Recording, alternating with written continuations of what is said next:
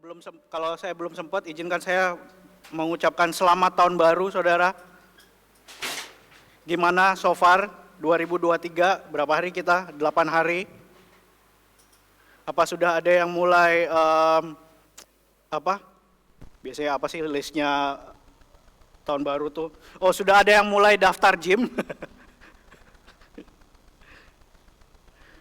Nggak ada? Apa resolusi Anda tahun 2023? Sudah berapa panjang listnya? Oke. Ya, seperti tadi yang saya udah bilang, saudara, kita sebagai jemaat memulai 21 hari doa dan puasa di tahun yang baru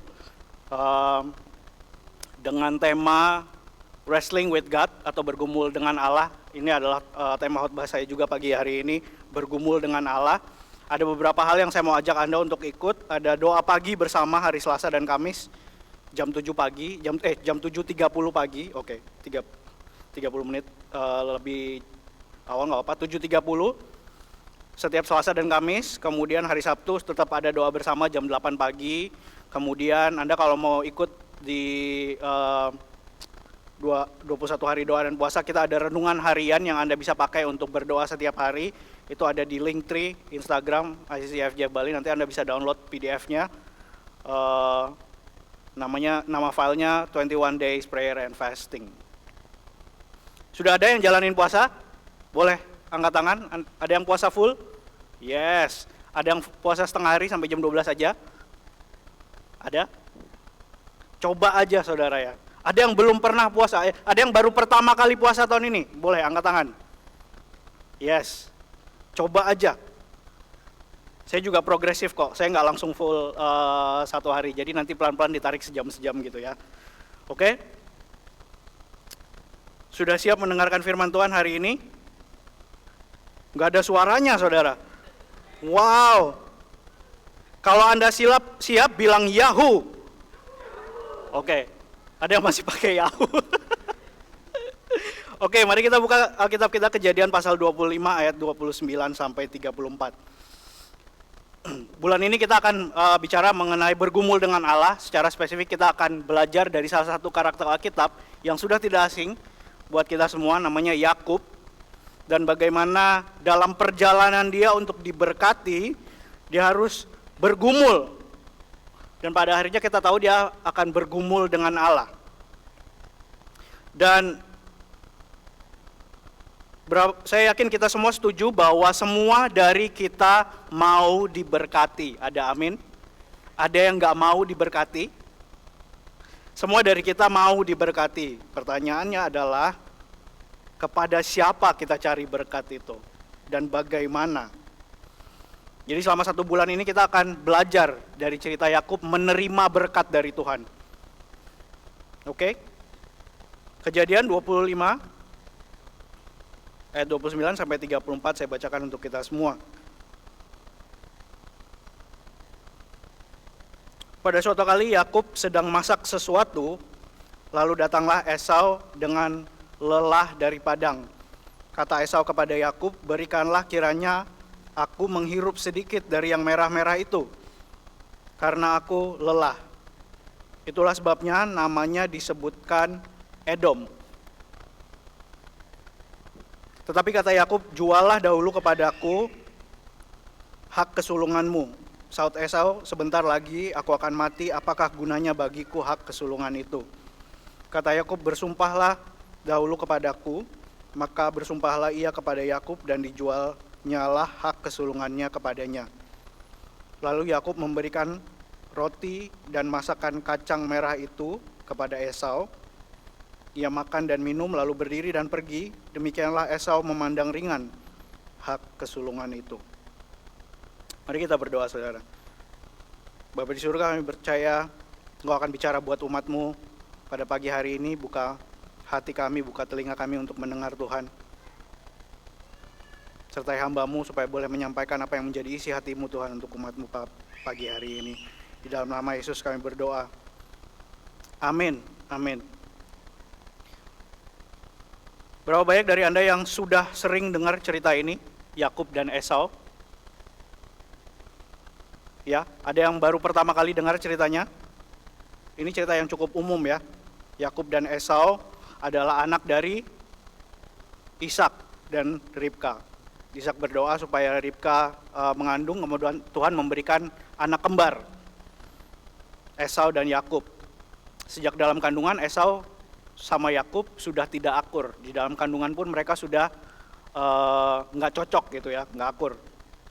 Pada saat Yakub lahir, dia terlahir dengan memegang tumit saudaranya, memegang tumit Esau. Jadi yang kita bisa lihat dari Yakub ini nanti kita akan lihat sepanjang sepanjang bulan ini cerita mengenai Yakub. Dia ini orangnya ngotot. Dan saya percaya kengototan Yakub adalah karunia yang Tuhan kasih. Berapa banyak dari Anda yang ngotot? Ada orang-orang ngotot di tempat ini, saya ngotot biasanya, ada teman di belakang, oke. Hei, percayalah ngotot adalah karunia dari Tuhan. Ada amin? Kalau Anda nggak ngotot, Anda nggak dapat apa yang Anda mau, benar nggak? Sebelum kita ke Yakub, kayaknya cerita ini tetap kita harus lihat bagaimana Esau-nya, hati Esau. Karena pada saat kita bicara tentang cerita ini, bagaimana Esau memberikan hak kesulungannya, orang selalu langsung memandang buruk Esau. Karena menganggap remeh apa yang menjadi haknya. Kita bicara hak kesulungan dulu. Hak kesulungan itu jaminan, saudara.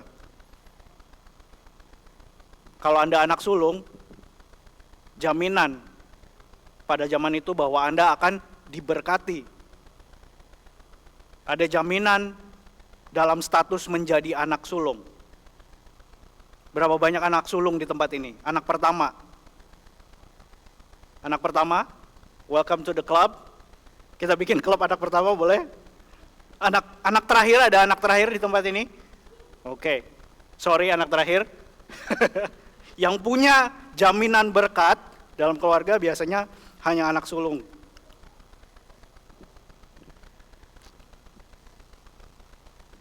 Dalam cerita ini dia baru pulang berburu, kemudian pulang dengan perut lapar. Dan disinilah kita melihat bagaimana Esau menyepelekan apa yang menjadi jaminan berkat dalam hidupnya demi memperoleh makanan.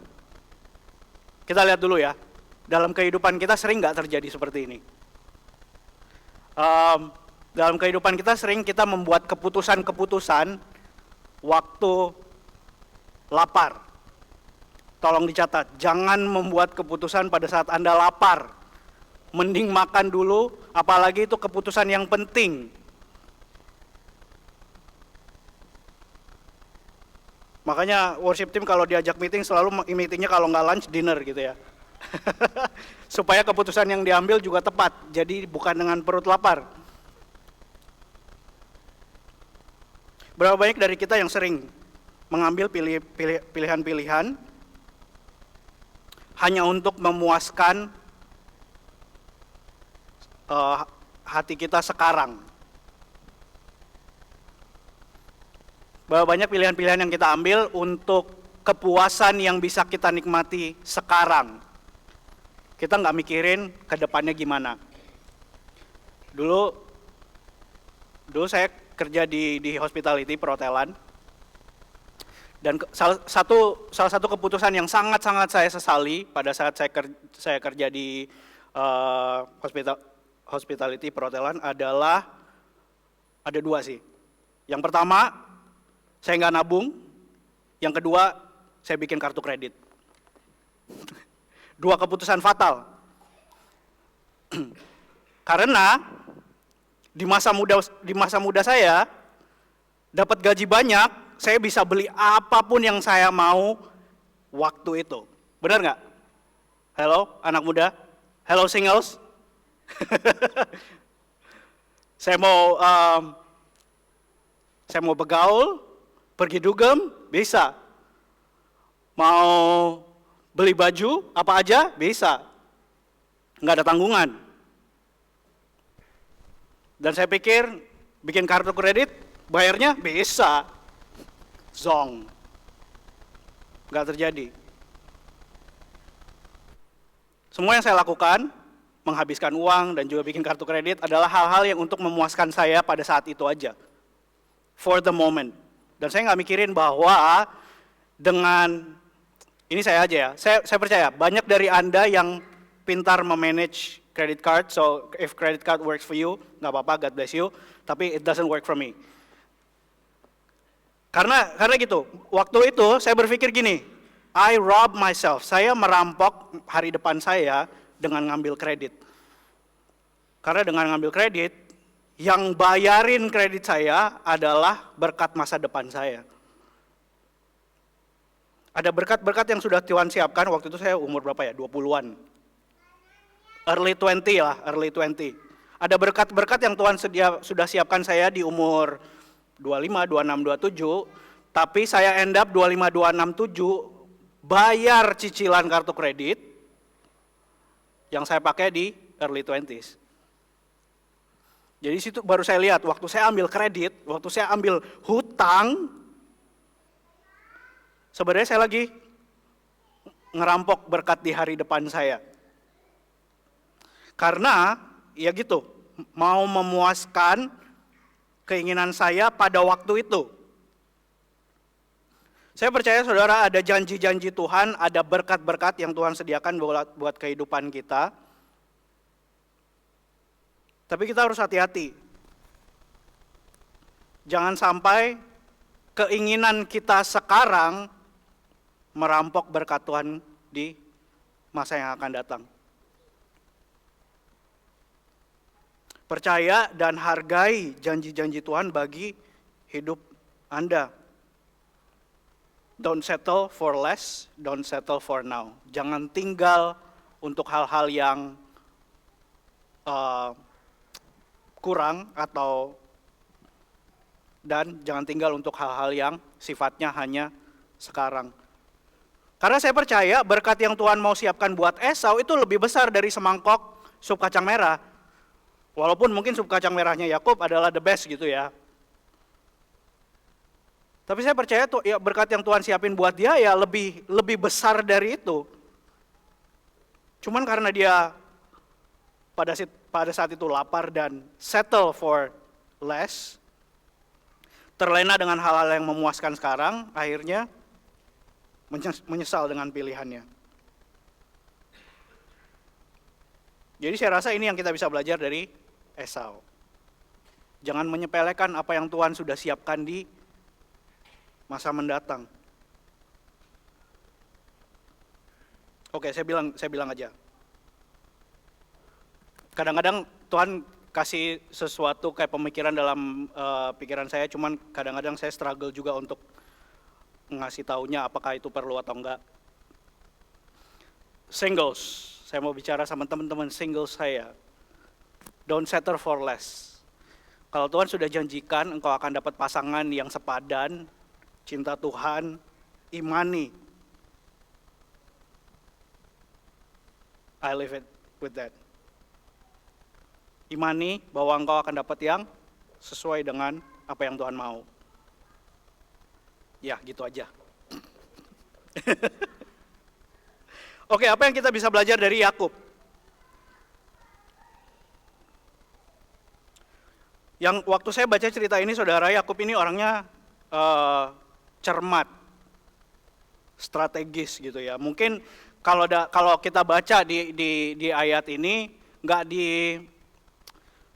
tidak menjelaskan apa motifnya Yakub, bagaimana dia bisa bagaimana timingnya bisa pas banget. Itu hal pertama yang saya lihat waktu saya baca ayat ini. Timingnya bisa pas banget, pas dia lagi masak, pas si Esau lagi pulang, pas dia bisa minta hak kesulungan itu. Tapi since saya orangnya planning, jadi saya agak kurang percaya sama yang namanya kebetulan. Jadi dari sudut pandang saya, Yakub sudah merencanakan semuanya. Karena dia ada di tempat yang tepat, waktu yang tepat, kemudian dia pakai metode yang tepat untuk menerima hak kesulungan ini, untuk menerima jaminan berkat ini. Sampai dia bilang, bersumpahlah dahulu kepadaku. Jadi dia tahu Jaminan itu harus diberikan dari Esau. Jadi dia sudah benar-benar pilah-pilah cara yang tepat untuk dia dapat jaminan dari berkat. Tapi tahukah saudara, tepat nggak selamanya benar. Hello? Correct way is not always the right way. Kadang-kadang hal-hal yang kita pikir tepat belum tentu benar. Sebenarnya saudara, berkat Tuhan untuk Yakub itu sudah dijanjikan oleh Tuhan sendiri. Saya mau ajak Anda baca di ayat 23, dikatakan anak yang tua akan menjadi hamba kepada yang muda. Jadi Tuhan sudah menubuatkan bahwa yang muda ini akan berkuasa atas yang tua. Yakub akan berkuasa atas Esau. Dan janji ini sebenarnya dikasih tahu sama Ribka, sama mamanya mereka ya. Tapi saya yakin ini juga dikasih tahu sama mereka. Jadi kalau Yakub sebenarnya tahu bahwa berkat untuk dia sudah ada, kenapa dia harus pakai cara sendiri? Kenapa dia harus menyiasati sesuatu untuk bisa dapat jaminan berkat ini? Apa yang membuat Yakub sampai harus memperdaya saudaranya untuk mendapatkan berkat?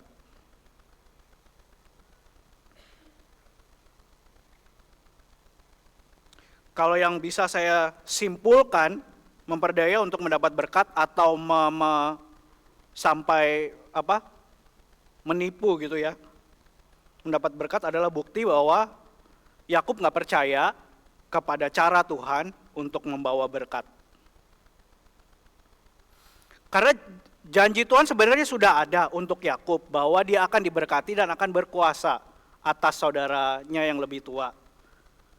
Kalau saya terima berkat dan terima janji seperti itu, apalagi dari Tuhan sendiri,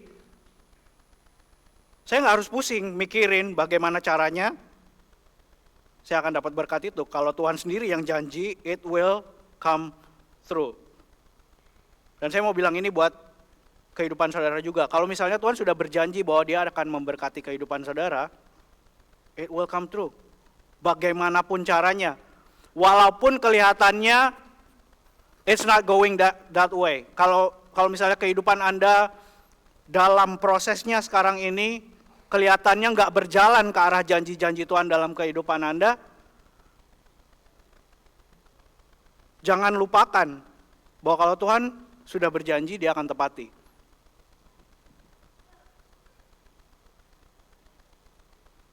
Mungkinkah yang diinginkan Yakub adalah kontrol atau kendali atas bagaimana Tuhan akan memberkati dia? Pada saat kita lihat cerita Esau dan Yakub, selalu yang kita lihat adalah bagaimana berbedanya dua karakter ini, Yakub dan Esau. Esau adalah seorang pemburu, badannya berbulu, kemudian dia baik di ladang gitu ya. Kemudian Yakub dikatakan tinggal di rumah aja, nggak ngapa-ngapain. Badannya halus, nggak ada bulunya. Sangat berbeda satu dengan yang lain. Saudara, apa sih yang terjadi pada saat ada perbedaan yang mencolok?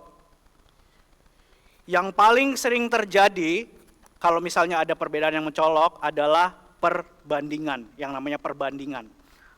Akan selalu ada yang membanding-bandingkan, benar nggak? Kalau bukan orang lain ya kita sendiri biasanya yang membanding-bandingkan. Dan mungkin, ini nggak ditulis di Alkitab sih, dan mungkin aja Yakub berpikir bahwa it's more make sense, lebih make sense kalau orang kayak Esau yang akan diberkati. Orang yang pekerja keras, benar nggak? Orang yang punya skill tertentu, benar nggak? Berapa banyak dari Anda yang pernah berpikir kayak gitu? Oh, si ini pasti bisa diberkati. Dia pintar masak, dia ya pasti bisa buka bisnis restoran kan gitu ya. Dia pintar Dia lebih banyak punya sesuatu, sehingga lebih make sense kalau dia diberkati. Sehingga kita membandingkan apa yang kita nggak punya dengan apa yang orang lain punya. Jadi kadang-kadang kita sering berpikir bahwa untuk diberkati, saya harus bisa lakukan apa yang orang lain lakukan dulu. Atau saya harus punya apa yang orang lain punya dulu. Atau saya harus tinggal di tempat orang-orang lain tinggal dulu. Banyak orang yang pindah ke Bali, saya juga harus pindah ke Bali gitu. Kita jadi berpikir bahwa yang kita miliki tidak cukup untuk mendatangkan berkat Tuhan dalam kehidupan kita. Karena kita lihat orang lain yang diberkati punya hal-hal yang kita nggak punya. Benar nggak? Perbandingan. Setiap kali ada perbedaan pasti ada perbandingan. Kita lupa bahwa Tuhan yang ada dalam kita, yang menjanjikan berkat-berkat dalam kehidupan kita adalah cukup dalam hidup kita.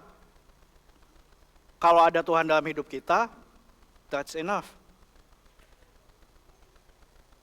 Dalam 2 Petrus pasalnya yang 1 ayat ketiga, dibilang gini, dengan kuasanya sendiri Allah sudah, katakan sama-sama sudah, memberikan segala sesuatu yang kita perlukan untuk menjalani hidup yang sesuai dengan kehendaknya.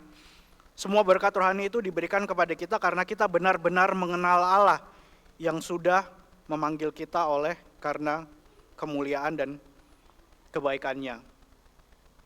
Saya mau katakan buat saudara, you have what you need to be blessed. Anda punya apa yang Anda perlukan untuk diberkati.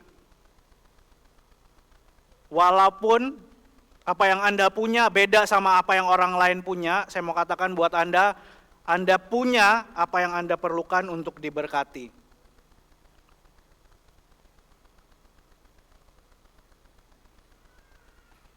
Jadi janji Tuhan untuk memberkati kehidupan saudara pasti terjadi. Ada amin nggak?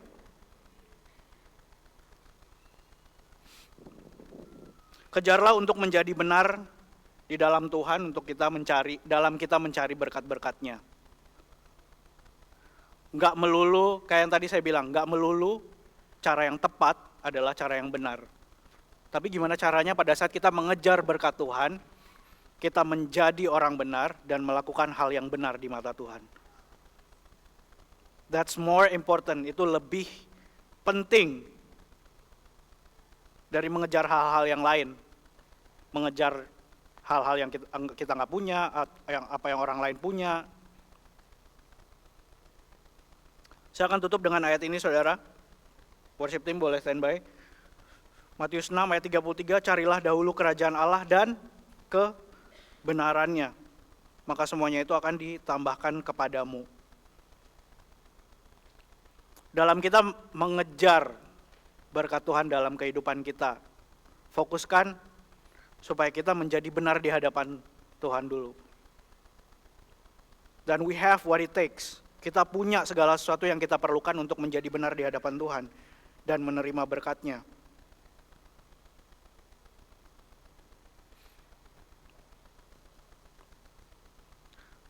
Saya akan tutup dengan sebuah pertanyaan untuk Anda renungkan di rumah. Apakah firman ini membantu saudara? Ya.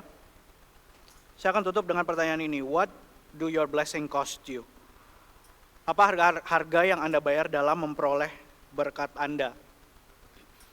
Kalau kita balik ke cerita kita hari ini, Esau, harga yang dia bayar adalah kehilangan berkat di masa depannya. Yakub, nanti kita akan belajar juga, dia kehilangan relationship. Karena pada saat dia menipu Esau, dan kita akan lihat cerita minggu depan bagaimana dia menipu lebih banyak lagi, it cost him the relationship. Esau sama Yakub makin gak akur. Jadi mungkin nanti Anda pulang, Anda renungkan, what do your blessing cost you? Harga apa yang Anda harus bayar untuk dalam Anda mengejar berkat Anda?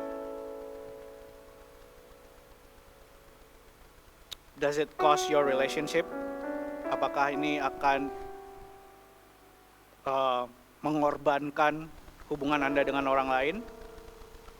Apakah ini akan mengorbankan masa depan Anda, berkat Anda di masa depan?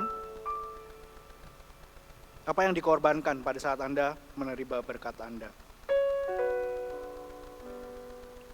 Dalam 2 minggu ke depan kita akan sama-sama belajar lebih banyak bagaimana kita mengejar berkat-berkat Tuhan dengan cara yang benar.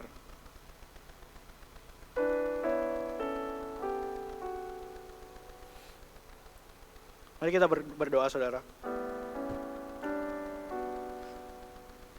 Bapa di surga, kami bersyukur untuk firman-Mu.